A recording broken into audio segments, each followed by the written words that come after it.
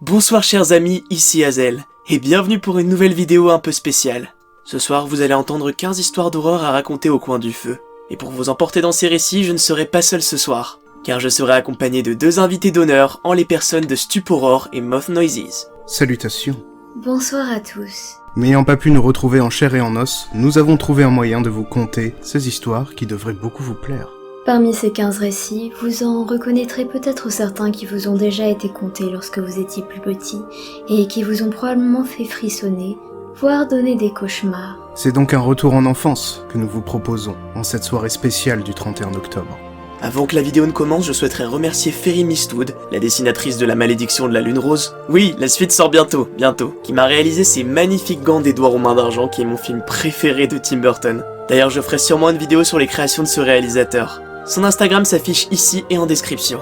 Je vous invite également à regarder les vidéos de Stuporror et Moth Noises, parce qu'ils font un travail vraiment exceptionnel. Sans plus attendre, nous vous laissons avec la vidéo de ce soir. Et vous souhaitons à tous un bon visionnage. Joyeux Halloween!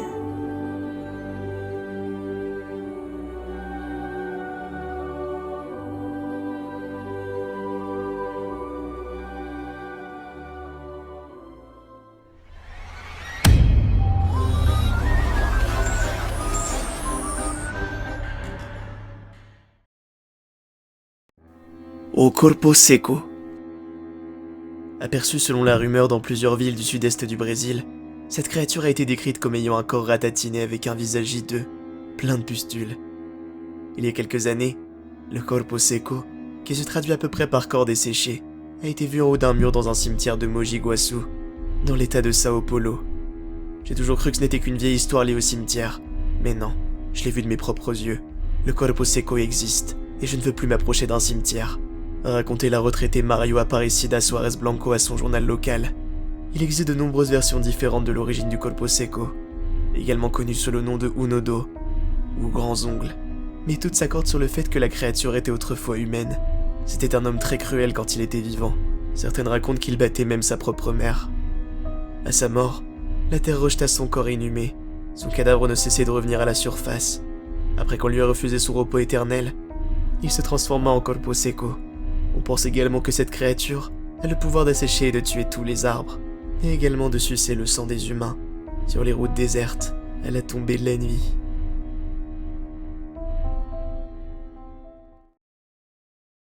La voisine. Un jeune homme habitait dans un immeuble. Une nuit, quelqu'un frappe à sa porte. Il se lève et va ouvrir. Une femme se tient là, et lui demande si elle peut passer la nuit chez lui, parce que son conjoint la frappe. Elle le rassure en lui disant qu'elle a appelé sa famille et qu'ils viendront la chercher demain matin à la première heure. Le jeune homme lui donne une couverture et lui propose de passer la nuit sur le sofa. À son réveil, la couverture est pliée sur le divan et la jeune femme est partie. Il se prépare et part travailler. Le soir suivant, on cogne de nouveau à sa porte. Il y trouve la même femme, mais cette fois-ci, elle est marquée de coups au visage. Elle lui demande une seconde fois l'hospitalité. Ne pouvant qu'accepter, il lui propose de dormir au même endroit que la veille. Le lendemain matin, elle n'est plus là. Le même manège se reproduit tout au long de la semaine. Inquiet, le jeune homme se rend au poste de police pour expliquer la situation. L'agent lui montre une photo sur laquelle il reconnaît la femme. La police lui apprend que cette femme a été battue à mort dans son immeuble par son conjoint. La Dame Blanche. Il existe plusieurs versions de cette histoire. Selon les témoignages, elle aurait été vue autant en Europe qu'en Amérique. Voici l'une des nombreuses histoires la mettant en vedette. Prenons cette histoire puisqu'elle est racontée par un médecin. Une personne qui, a priori, est plutôt réaliste et a les pieds bien sur terre. Le témoignage date de 1977. Après une longue journée de travail, le docteur rentre un soir chez lui, sous une pluie battante. Il voit au bord de la route une jeune femme vêtue de blanc. Il s'arrête et lui propose de la ramener chez elle. Elle accepte et après avoir indiqué son adresse, elle ne dit plus un mot. Elle reste très silencieuse jusqu'au moment où il passe sur le pont du Furet. À cet instant, elle se montre agitée et effrayée. Arrivé à destination, le médecin lui prête son parapluie et attend qu'elle lui ramène. Ne la voyant pas revenir, il sonne à la porte. Un couple lui ouvre. Il raconte alors son histoire et décrit la jeune fille. Le couple, visiblement très ému, lui apprend alors qu'il s'agit de leur fille unique, ayant perdu la vie en moto, au pont du Furet des années auparavant. Marie la poupée. Cette célèbre légende urbaine japonaise parle d'une poupée en porcelaine qui, après avoir été abandonnée par sa propriétaire, a décidé de la tuer. Au fur et à mesure qu'elle se rapproche de sa victime, à chaque pas qu'elle fait, la poupée appelle la jeune fille pour la saluer. Ce début d'histoire peut ressembler à une blague, mais celle-ci prend une tournure de plus en plus sombre. Une famille déménage, et leur fille jette une poupée en porcelaine qu'elle avait appelée Marie. Cette nuit-là, la jeune fille reçoit un appel. Bonjour, c'est Marie. Je suis à la décharge maintenant. La fille raccroche, mais le téléphone sonne à nouveau. Bonjour, c'est Marie. Je suis à l'épicerie du coin maintenant. Le téléphone sonne une troisième fois, et une voix dit « Bonjour, c'est Marie. Je suis juste devant ta maison maintenant. » La jeune fille trouve le courage d'ouvrir la porte d'entrée, mais elle ne voit personne. Cela doit être une blague, se met-elle à penser. Et le téléphone sonne à nouveau. Bonjour, c'est Marie. Je suis juste derrière toi.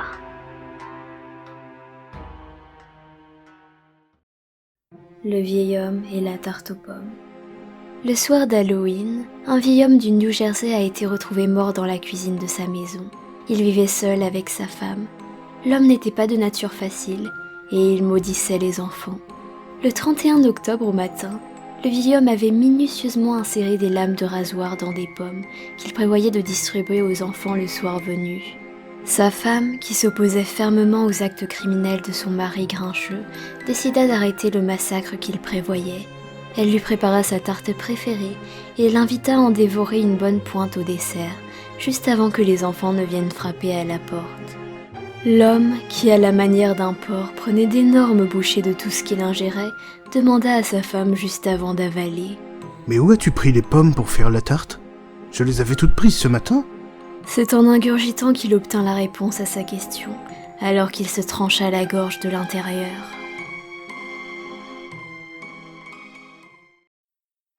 Au revoir. J'ai trouvé cette histoire dans le journal intime d'un vieux voisin décédé qui vit seul depuis des années. Je suis parti dans le rush pour récupérer mon fils à l'école. Le trafic était plutôt fluide ce jour-là. Rien sur ma route à part quelques feux rouges. Cela faisait pas mal de temps que j'attendais à un feu rouge quand j'ai remarqué une femme. Je n'avais aucune idée de combien de temps elle s'était tenue debout là, à me fixer. Mais une fois que je ne parvenais plus à regarder ailleurs, elle me regardait comme une folle et agitait ses mains vers moi en caressant les cheveux de la tête d'un petit garçon. Son petit garçon, son fils j'imagine, portait des vêtements larges, marrons et un masque noir de chèvre. C'était un costume étrange. Et surtout, qui porte un costume un lendemain d'Halloween. Lui aussi agitait ses mains dans ma direction et me fixait à travers ce masque troublant. Mais son mouvement semblait inconfortable et forcé. Les yeux de la femme pouvaient voir à travers moi, et je pouvais quasiment sentir physiquement son regard s'accrocher à moi. Elle ne clignait même pas des yeux. Je me sentais nu et très tendu. Et les yeux du garçon, mon Dieu, les yeux du garçon étaient suppliants et imploraient de l'aide. La femme a commencé à devenir impatiente, agitant sa main plus fort à chaque seconde. J'ai détourné le regard. Et pour je ne sais quelle raison, j'étais terrifié. J'avais besoin de m'enfuir. Une fois le feu passé au vert, ce qui avait semblé durer une éternité, j'ai démarré. Je n'ai même pas pris la peine de regarder derrière. Je pensais que rien ne serait plus terrifiant que ce moment.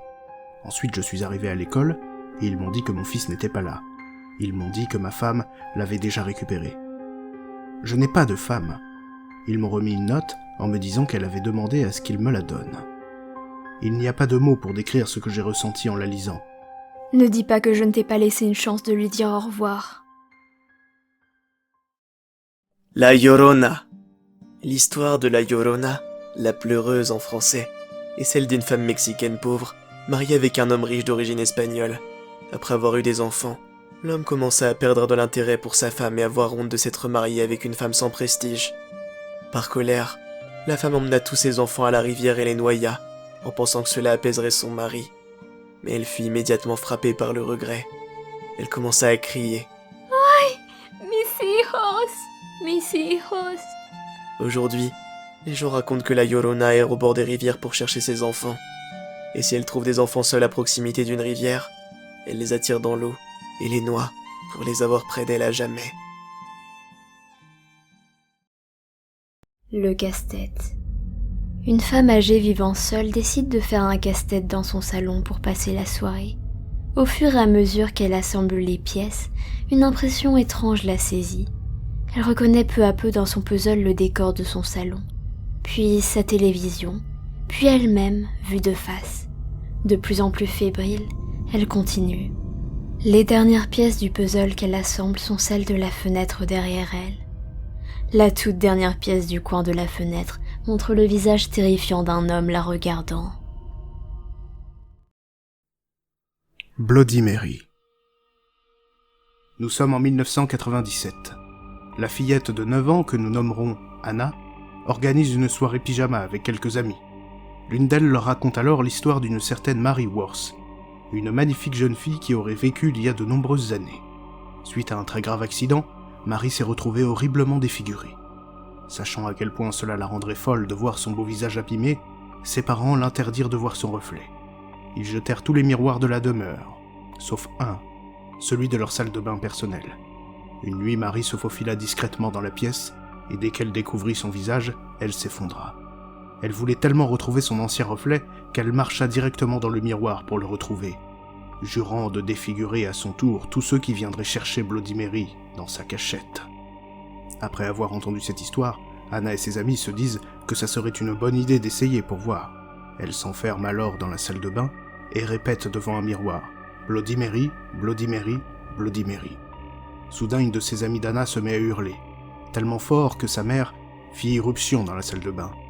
Elle allume la lumière et découvre une scène horrible. Toutes les filles sont assises par terre, paniquées. Une seule reste debout, agrippée au lavabo, figée par la terreur. Le long de sa joue courent de profondes entailles sanguinolentes, de longues traces d'ongles laissées par le fantôme de Mary Worth. Anna n'a jamais oublié cette soirée. Dernière livraison. En 1946, au cœur de Paris, une jolie et gentille jeune femme rencontra un aveugle errant et sale. Ce dernier lui demanda de bien vouloir apporter une lettre à une adresse bien précise. Charitablement, elle accepta et elle prit le chemin de l'adresse indiquée sur la lettre. En se retournant, elle aperçut l'aveugle qui s'enfuyait en courant et qui disparut au coin de la rue sans laisser de traces. La jeune femme trouva ce comportement suspect et elle alla raconter son histoire à la police. Peu après, les policiers découvrirent à l'adresse une femme et 2 hommes morts, ainsi qu'une grande quantité de viande entassée à même le sol, ce qui valait de l'or à cette époque. Avec horreur, les policiers s'aperçurent qu'il s'agissait de chair humaine. Le texte de la lettre que la jeune femme devait remettre était le suivant. Ceci est la dernière livraison pour aujourd'hui. Alcatraz. Située au beau milieu de la baie de San Francisco, la prison fédérale de haute sécurité d'Alcatraz abrita les plus grands criminels américains de 1934 à 1963, année de sa fermeture officielle. 10 ans plus tard, le site fut ouvert au public et devint l'un des lieux touristiques majeurs de l'État de Californie. Plusieurs témoins affirment avoir été confrontés à des apparitions d'ombres fantomatiques. La plupart auraient lieu dans le couloir principal de l'ancienne prison, où 3 détenus, Bernard Coy, Joe Kretzer et Marvin Hubbard, furent abattus le 4 mai 1946, alors qu'ils tentaient d'échapper à la vigilance de leurs gardiens. Le crochet. 1973. Ce soir, Thomas a un rendez-vous galant, et il sait exactement où conduire Mélanie. Derrière le bois, à la sortie de la ville, se trouve une clairière isolée, parfaite pour une petite session de galochage. Il passe donc chercher sa dulcinée en voiture et se gare tranquillement dans la clairière, en laissant tourner l'autoradio. Soudain, la musique s'interrompt et un communiqué urgent est diffusé à la radio. Un meurtrier s'est échappé de l'asile situé à quelques kilomètres. Le présentateur en donne une description un peu floue, mais précise toutefois que cet homme très dangereux possède un crochet au bras droit. Effrayée, Mélanie demande à Thomas de la ramener chez elle. Hors de question pour l'adolescent qui compte bien montrer qu'il n'a peur de rien. Alors qu'il se penche pour l'embrasser, un craquement de branches les fait sursauter. Mélanie fait tout de suite comprendre à son date que cette fois, il est temps de rentrer. À contre-cœur, il fait marche arrière et se met en route rapidement pour le centre-ville. Arrivé devant la maison de Mélanie, cette dernière descend de la voiture et se met à hurler de manière incontrôlable. Thomas se précipite vers elle et découvre ce qui la met dans cet état. Accroché à la poignée de la voiture, un crochet sanglant se balance doucement.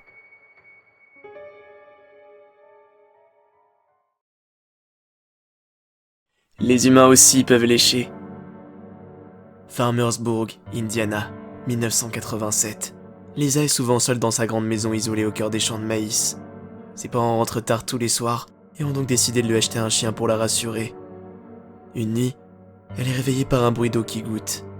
Elle se lève et va fermer le robinet de la salle de bain. En se recouchant, elle glisse sa main sous son lit et son chien la lui lèche. Cela la rassure. Le bruit continue et elle décide d'aller resserrer le robinet dans la salle de bain. Elle se recouche et glisse de nouveau sa main sous son lit, et son chien la lèche de nouveau. Mais le bruit continue, et Lisa n'arrive pas à dormir. Elle fait un dernier tour de la maison sans rien trouver, et se recouche donc en glissant sa main sous le lit. Le chien la lèche de nouveau. Le bruit est toujours là, et Lisa décide de localiser sa provenance. Le son vient du placard. En l'ouvrant, elle découvre son chien égorgé, suspendu par les pattes arrière, se vidant lentement de son sang. Sur la porte du placard, un message est écrit en lettres de sang. Les humains aussi peuvent lécher.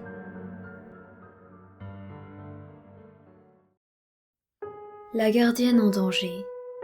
Une jeune fille qui économisait pour l'université commence à surveiller la maison d'un voisin en échange de rémunération. Le voisin, un docteur, lui demande d'arriver à 19h. 1 heure après être arrivée à la maison, elle reçoit un appel téléphonique. L'homme au bout du fil lui dit que si elle ne sort pas de la maison, il la tuera. Elle raccroche et regarde sur l'afficheur, mais la personne qui téléphone utilise une ligne privée. 30 minutes plus tard, un autre appel. « Si tu ne sors pas bientôt de la maison, je te tuerai. » déclare l'homme à la voix rauque au bout du fil. La jeune fille raccroche et appelle la téléphoniste. Cette dernière suggère de garder l'homme en ligne environ 1 minute afin qu'elle puisse retracer l'appel. L'homme rappelle après 30 minutes et la gardienne parvient à le garder en ligne. Il lui répète de sortir de la maison maintenant ou il la tuera. La téléphoniste rappelle aussitôt pour sommer l'étudiante de sortir de la maison le plus rapidement possible. L'appel provient de la 2e ligne de la maison, celle du 2e étage. L'assassin se trouve dans la maison. Le tueur dans le siège arrière. Lyon, France, 1994. Nathalie termine son service d'infirmière. Il est 5h du matin. Elle monte dans sa voiture et s'engage dans les rues encore désertes. Très vite, elle remarque qu'une voiture la suit de près au moment de la dépasser. La voiture se rabat violemment derrière Nathalie et commence à lui faire des appels de phare. La jeune infirmière accélère. Anxieuse, tout en essayant d'apercevoir le conducteur du véhicule dans son rétroviseur, les appels de phare continuent, frénétiques. Elle tourne à droite, puis à gauche. La voiture la suit. Nathalie commence à paniquer. Que lui veut donc cette personne ?